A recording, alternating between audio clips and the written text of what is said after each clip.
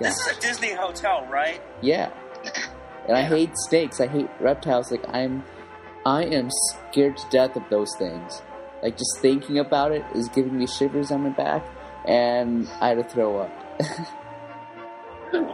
Yeah. Dear, dear. Yeah.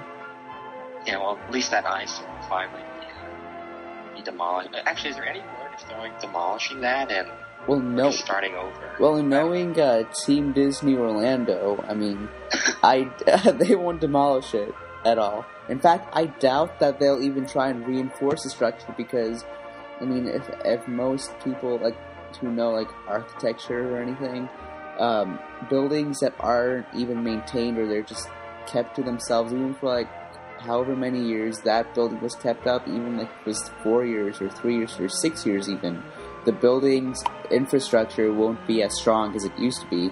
And if they just start building around it again, eventually it'll weaken and it will fall, which is something that they don't want in their hands. It might happen in 20 years, 30 years, but either way, they won't be able to go back and fix everything without gutting the hotel first, like what they're doing with the Disneyland Hotel, which will cost them a lot of money. Yeah, so Travis, are you going to stay at the new hotel?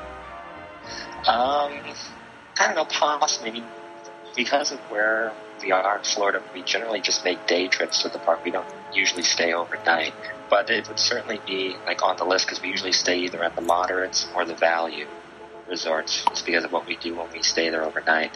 Because it's really just a place to sleep for us, not really a whole themed resort stay because we don't stay very long.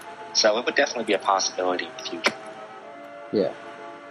But so how expensive are these hotels, like the moderate and the value?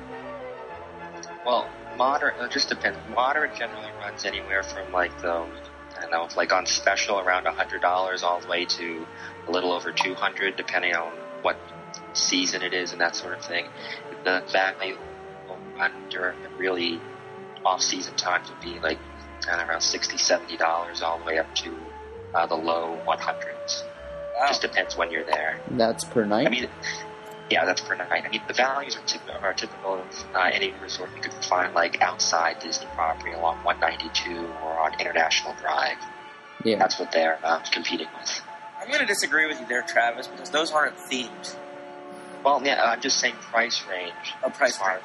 That's all I'm saying. Yeah, I'm saying, being on property with the theming that they have, or what you would want to call it theming, that sort of thing, yes, that's completely different. But just as far as price range and that sort of thing, what they're competing with, it's to lure people off of International Drive and get them on property.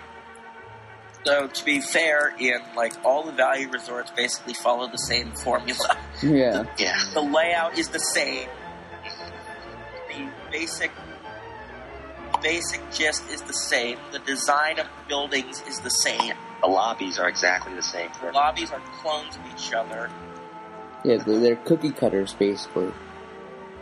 That's why when you say theme, it's you use the term kind of loosely because the themes literally stick a big statue of something out front, and that's the theme, basically.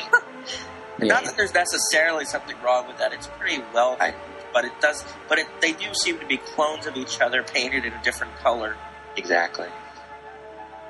I mean, there isn't a problem with that. It's just, they always say you get that Disney theme. I'm let's not over-exaggerate this, folks. I mean, the theming is Yacht Beach Club, Grand Floridian. That's a theme. You're really immersive sort of thing with the detail. What they do with the value resorts, I'm not necessarily sure. The popcorn lamp isn't exactly.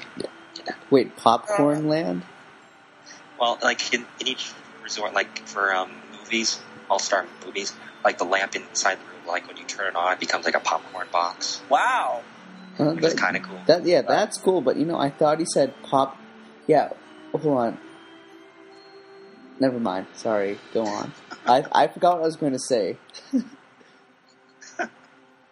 Or no, I remember. I thought you were going to say Popcorn Land instead of Popcorn Lamp. No, Popcorn Lamp. Okay, good. I was worried for a second. I mean, I was happy, but worried. Why would they have a popcorn land that's unsanitary?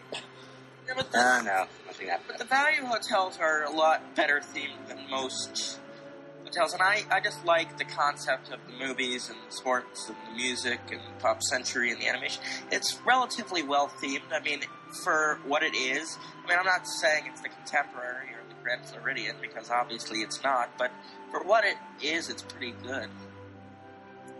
That's true. Yeah, I mean, they serve their purpose, and there's some element of theming to them, doing that little whimsicality that kind of makes us smile when you're on there. So you can't really fault them for that. Yeah, and then again, what do I know? I've only been there.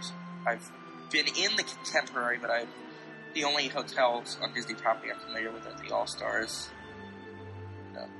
So it is kind of, again, you always know, between the three All-Stars at least, I don't know what Top Century is like, but there's always a store here straight ahead in the lobby, and then you walk around, there's a bunch of plaques on the wall, which haven't been updated since the place opened, probably. And then at the very end, there's a food court, and then there's an arcade at the other side, and the pool's right outside, in all three of them. Yeah, I mean, it's predictable, but at the same time, I can understand why they do that. It's pretty charming, but it's charming. Yeah. Well, I mean, either way, it's I guess it's a good sign. Disney seems optimistic about the future, that they're going to start building new guest rooms. So they obviously feel that the capacity and the demand is going to be there in the future. So by the time this is all done by 2012, I guess they expect the economy will be fully on the rebound, and people will start coming to the resorts again. So exactly. So it's a good harbinger, I suppose, of what Disney expects to come. So hopefully it all works out. And like I said, at least that bombed out area of Top Century will finally have something worthwhile in it. So we'll be following it along the way as the construction goes on, and we look forward to seeing the opening day results. Thanks for listening to the third episode of My Set Work Podcast. We hope you enjoyed the show. Bye. Bye. Bye. Bye.